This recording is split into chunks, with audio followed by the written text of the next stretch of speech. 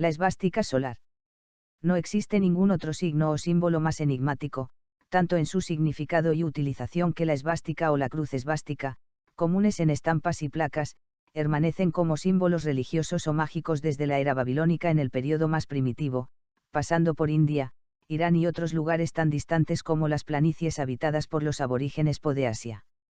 Este enigmático signo ha estado presente en tal cantidad de culturas tan distantes entre sí que es imposible no preguntarse si este tiene un origen común, hipótesis mucho más consistente que solo el concepto de casualidad de aparición entre las culturas del orbe. El origen de este símbolo, que siempre está vinculado con antecedentes divinos, nos habla de dioses y seres de leyenda, presencia inevitable en los mitos y no menos cautivadoras tradiciones que nos han legado mis antepasados.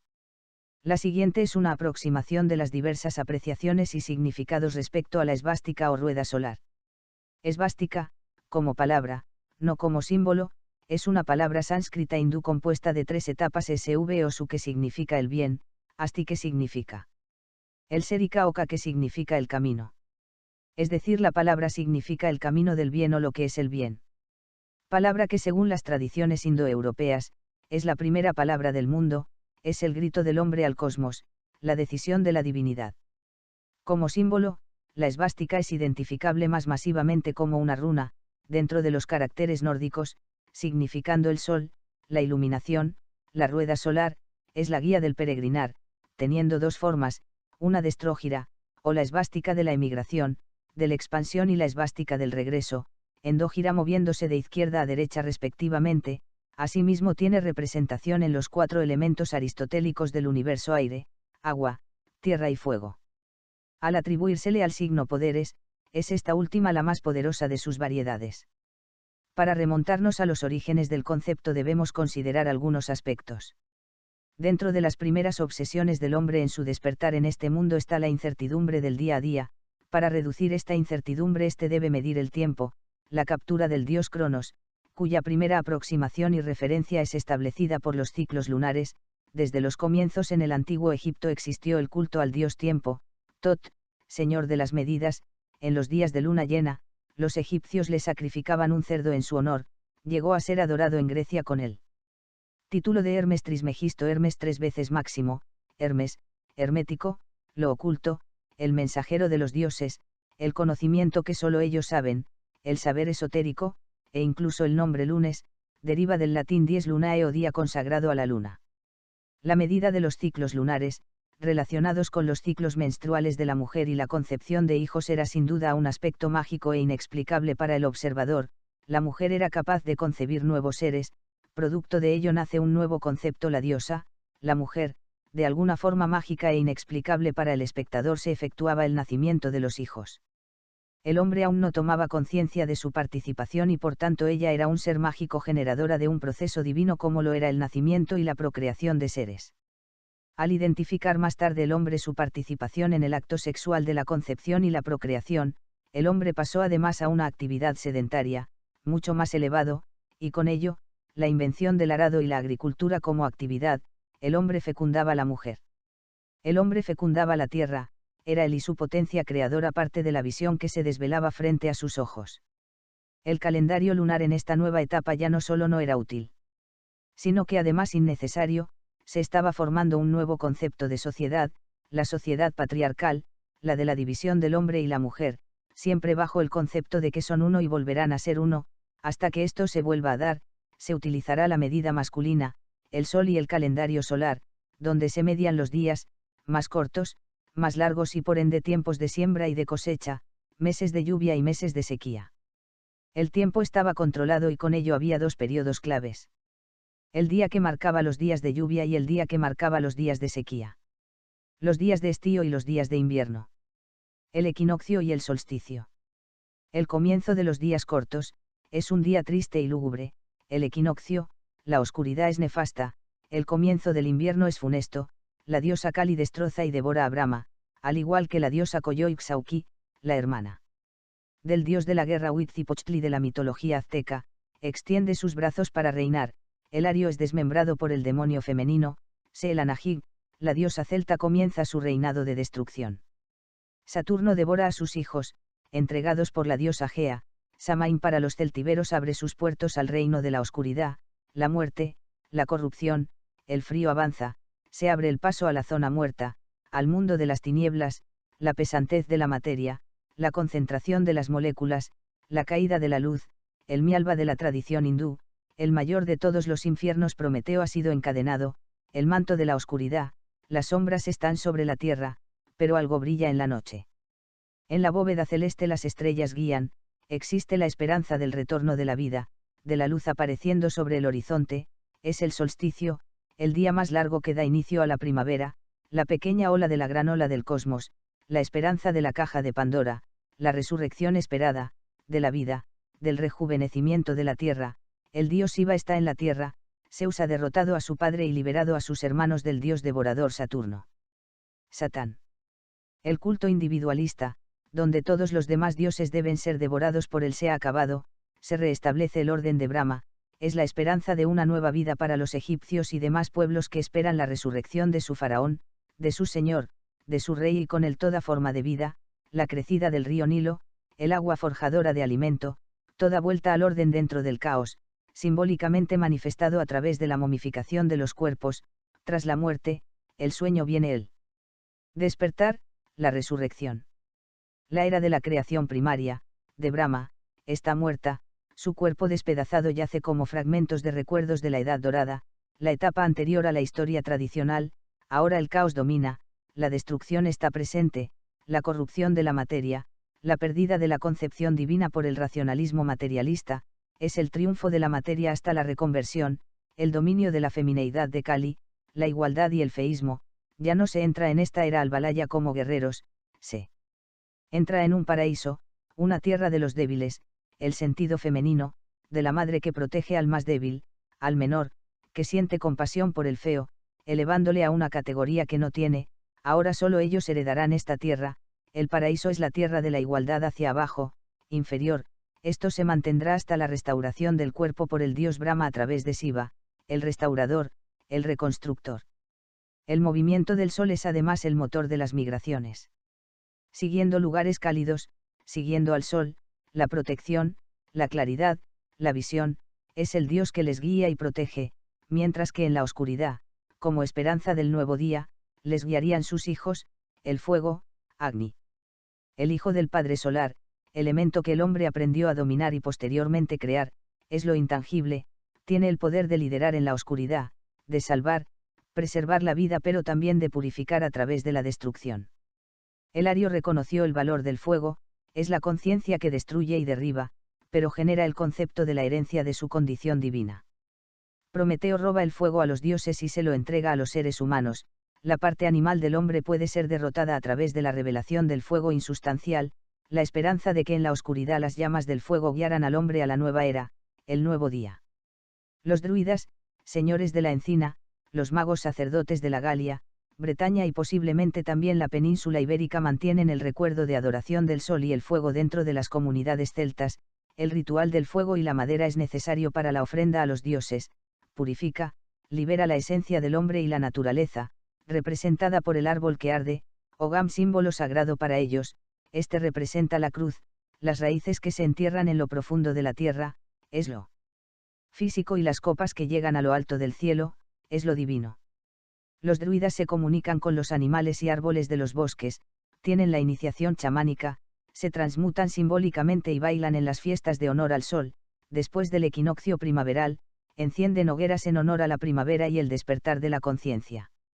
Sin embargo, tal como ocurrió con todas las tradiciones arias, primero su sentido se confundió con una liturgia ceremonial sangrienta de la muerte y el asesinato ceremonial, al igual que muchas otras culturas arias, el druidismo envenenó su real sentido, la demiurgización primaria y posteriormente el cristianismo, a través de San Patricio, el patrono de Irlanda y San Columbano, terminaron por extinguir el sentido ritual de las tradiciones arias de los druidas, el cristianismo judío les eliminó. Físicamente, exterminaron a los druidas ahogándoles y quemándoles para luego cambiar y falsificar la simbología del fuego de primavera por el símbolo de fuego religioso en honor a Cristo. El día de la Pascua. Pques, el Pesach judío tomado directamente de las tradiciones helenas, que junto con las egipcias formaron la cosmogonía judía. pasan a ser parte de la celebración que elevó los simbolismos arios precristianos en honor a la naturaleza a la categoría de sacramentos judíos y cristianos. El movimiento del sol aparece como una implicancia simbólica en forma conjunta con el primer símbolo, la cruz.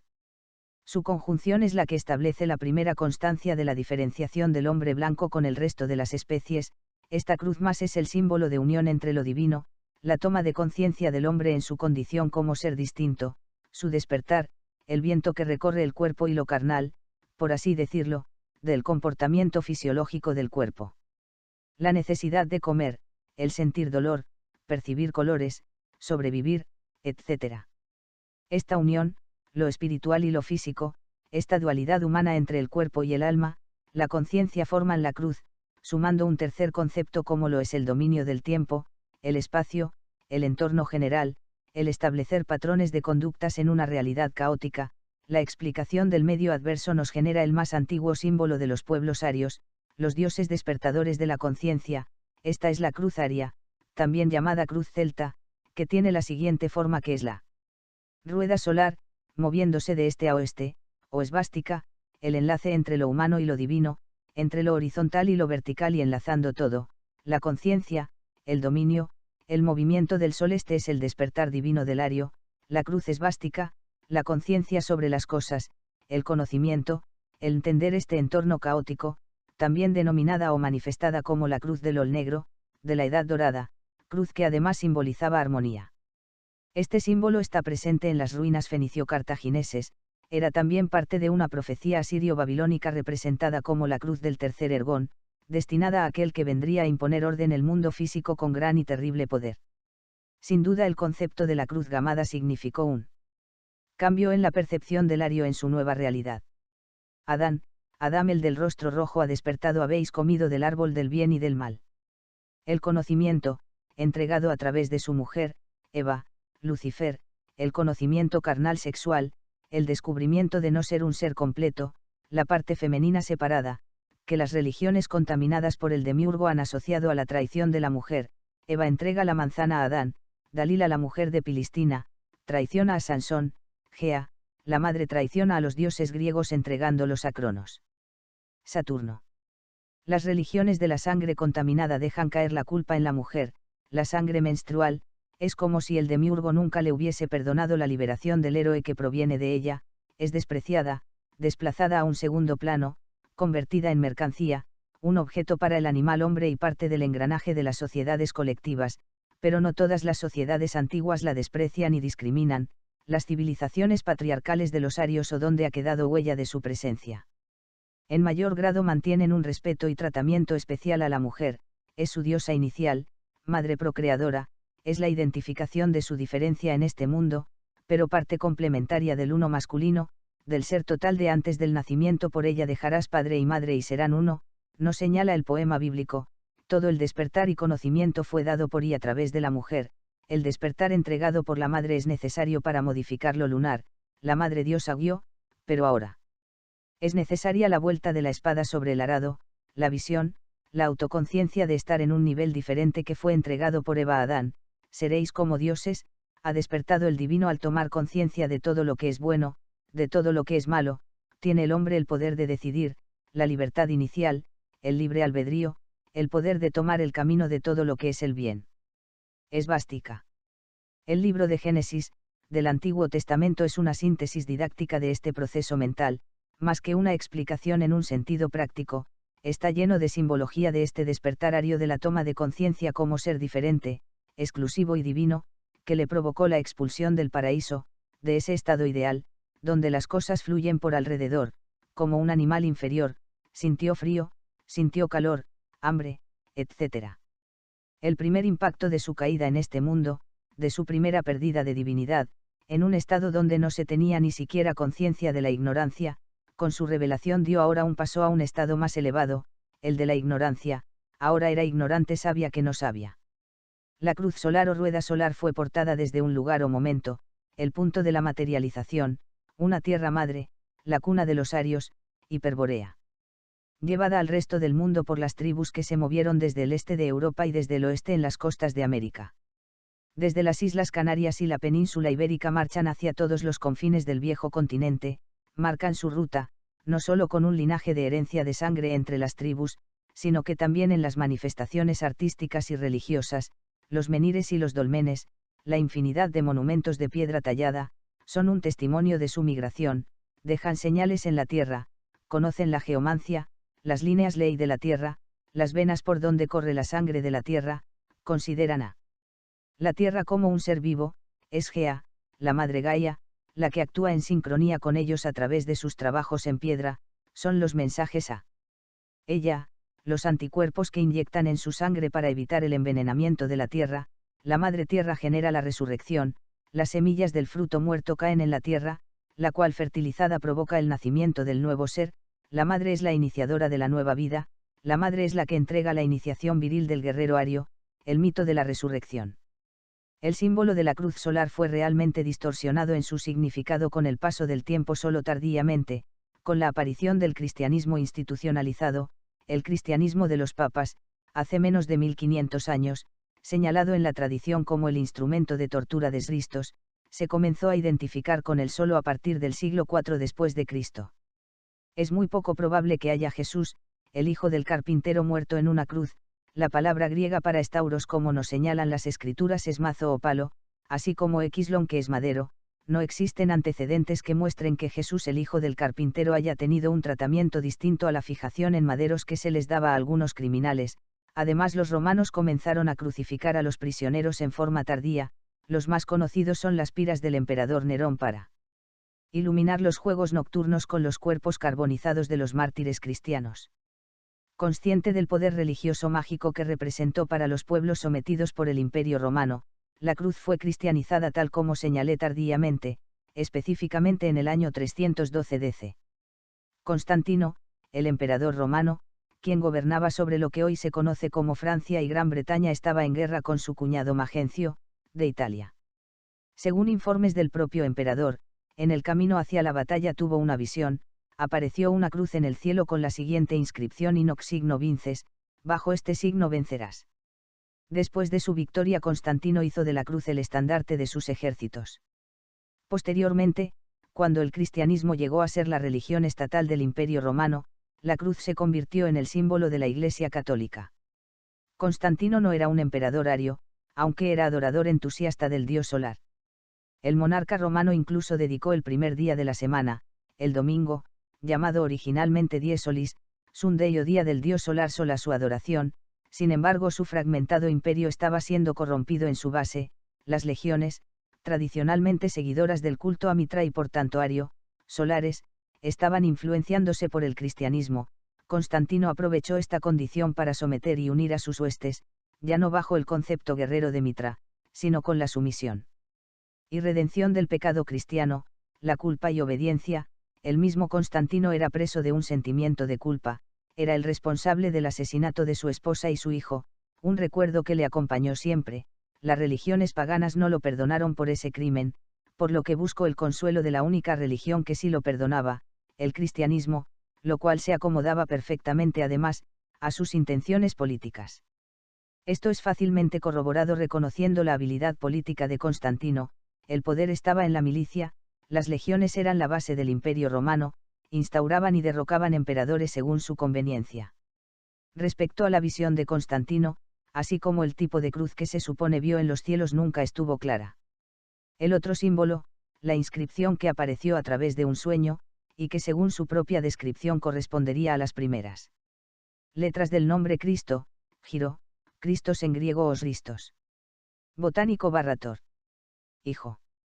Resurrecto, la denominada cruz de Chi apareció formalmente algunos siglos después, tergiversándose nuevamente su significado, pues en los caracteres rúnicos significaría Thor, el Hijo, resurrecto, la esperanza de la era de la restauración, de Siva, la derrota de Kali, la vuelta de la virilidad sobre la feminidad. Constantino, a pesar de reconocer este significado rúnico, druídico, pagano, rechazó la religión de los druidas como su fe, buscaba la absolución personal que solo el cristianismo le había ofrecido. Sin embargo, continuó con sus ceremoniales paganos ariosolares a pesar de adoptar la fe cristiana como oficial del imperio, hasta se hizo bautizar en su lecho de muerte sin abandonar su creencia ariosolar, la del culto al dios del Cordero.